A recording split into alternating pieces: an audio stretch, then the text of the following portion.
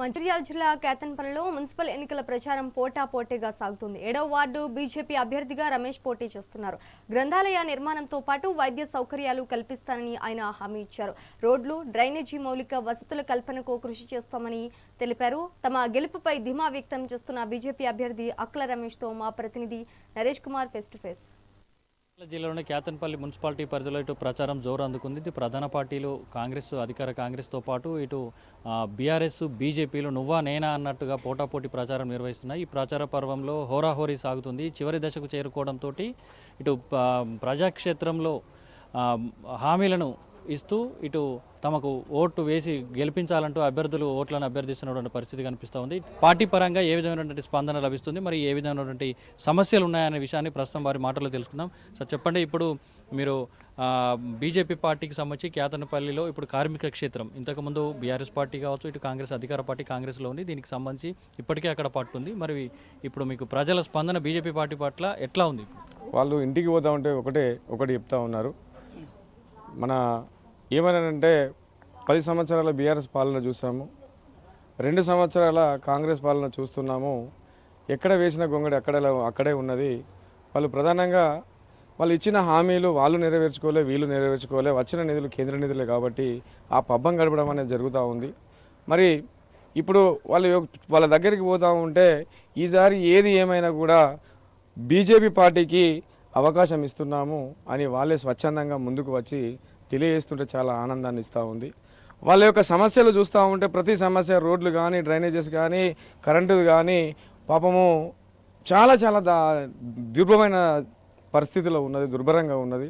మరి వాళ్ళు ఈ 10 సంవత్సరాల కాలంలో వాళ్ళు చేసింది లేదు, 2 సంవత్సరాల కాలంలో వీళ్ళు చేసింది లేదు. యువతకు 45,000 ఉద్యోగాలు ఇస్తామని చెన్నూరు ఎమ్మెల్యే ఇప్పుడు ఉన్నటువంటి వివేక్ వెంకటస్వామి గారు, మినిస్టర్ గారు 45,000 నా సొంతంగా ఇస్తానని చెప్పడం అని జరిగింది. 45,000 కాదు కదా, 4 ఉద్యోగాలు కూడా ఇక్కడ ఉన్నటువంటి చెన్నూరు యువతకు ఇవ్వలేదు. మరి వాళ్ళు 3 ఉద్యోగాలు తీసుకున్నారు, ఒకటి ప్రమోషన్లా మినిస్టర్ తీసుకున్నారు తప్ప యువతకు చేసింది ఏమీ లేదు. ఇంత పెద్ద మున్సిపాలిటీలో చూసుకున్నట్టయితే 22 వార్డులో చూసుకున్నట్టయితే ఒక్క గ్రంథాలయం లేకపోవడం నిజంగా చాలా బాధాకరమైన విషయం. యువతకు ఉద్యోగాలు ఇచ్చిన చదువుకోవడానికి, వాళ్ళు కాంపిటీషన్ ప్రిపేర్ కావడానికి కూడా ఎటువంటి ఆస్కారం లేకుండా వాళ్ళు చేస్తున్నారంటే ఎంత దుర్భరంగా ఉందో చూడండి.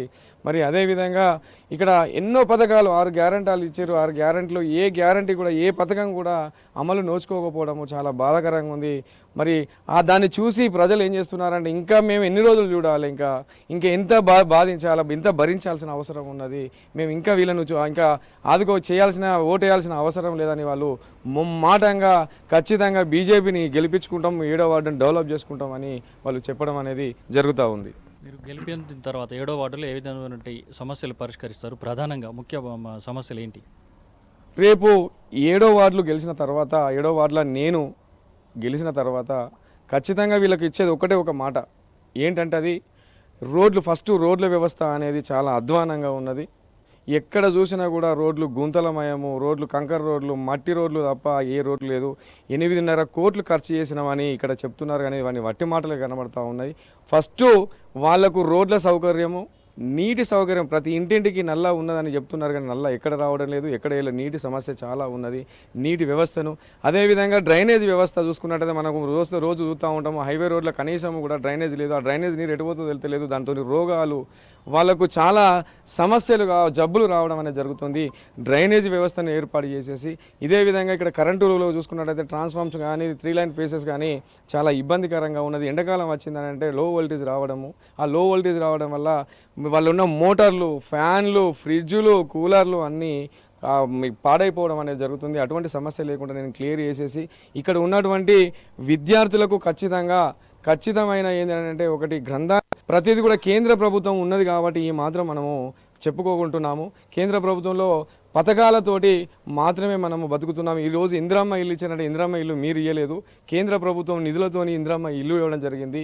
కార్మికులకు ఈరోజు ఇందిరమ్మ ఇల్లు వస్తుందంటే కేవలము కేంద్ర ప్రభుత్వమే భిక్ష అని తెలియజేస్తున్నాము.